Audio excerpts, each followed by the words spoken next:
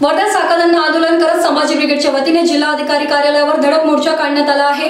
महाराष्ट्र विशेष जन सुरक्षा अधिनियम 2024 रद्द करण्याच्या मागणीसाठी साखळदंड आंदोलन करण्यात येत आहे। समाजी ब्रिगेडचे प्रदेश संघटक तुषार उमाळे त्यांनी स्वतः साखळदंडात बंदिस्त होत प्रतिकात्मक आंदोलन केले। आंदोलनकर्त्यांचा आवाज दाबवण्यासाठी सरकारने हा कायदा आणला असल्याचे आंदोलकांनी यावेळी सांगितले आहे।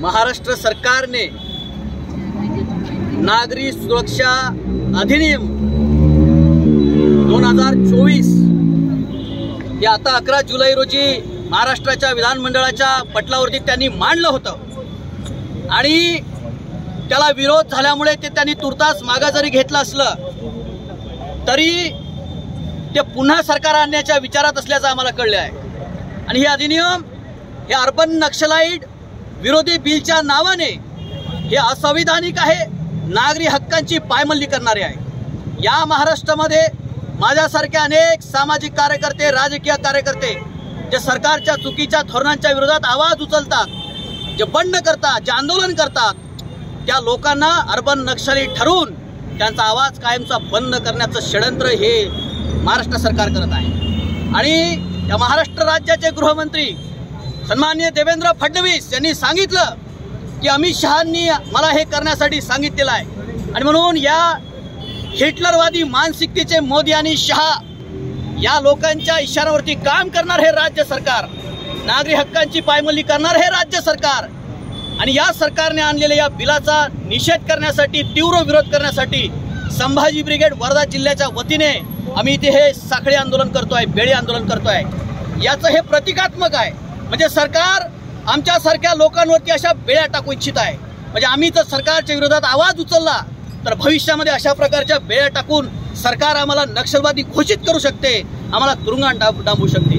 तो कायदा जर आपण नीट वाचला तर त्याच्यामध्ये ते विधेयक जर आपण नीट वाचलं तर त्याच्यामध्ये त्यांनी सांगितलं की कुठल्याही प्रकारे सरकारच्या विरोधात असंतोष निर्माण केल्यास, रस्ता रोको केल्यास, तोडफोड केल्यास, रेल्वे रोको केल्यास त्या कृती सुद्धा अर्बन नक्षलाइट कृती म्हणून आम्ही गृहीत धरू शकतो। आणि जर सरकारला वाटलं की अमुक अमुक व्यक्ती, अमुक अमुक संस्था, अमुक अमुक संघटना आणि पक्ष हे नक्षलवादी कृती करत आहे असं सरकारला वाटलं, असं सरकारला वाटलं म्हणतो मी, तर सरकार त्यांना तुरुंगात टाकून त्यांची संपत्ती सुद्धा जप्त करू शकते असं या विधेयकामध्ये सांगितलेलं आहे। आणि म्हणून हे असंविधानिक आहे, नागरी हक्कांची पायमल्ली करणार आहे आणि याचा तीव्र निषेध म्हणून आम्ही हे बेडी आंदोलन आज वर्ध्यामध्ये इथून आम्ही याला सुरुवात केलेली। आणि जर या ठिकाणी मी सांगू इच्छितो की जर महाराष्ट्र सरकारने, जर देवेंद्र फडणवीसांनी अशा प्रकारचा जर यानंतर सुद्धा हे विधेयक पुन्हा आणण्याचा प्रयत्न केला तर महाराष्ट्रभर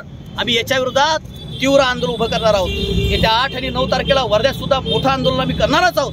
आणि पण संभाजी ब्रिगेडच्या माध्यमातून महाराष्ट्रभर या युती सरकारला, ज्या सरकारचे मुख्य एकनाथजी शिंदे आहेत त्यांच्या सरकारला आम्ही महाराष्ट्रामध्ये सडो की पळो करून सोडणार आहे।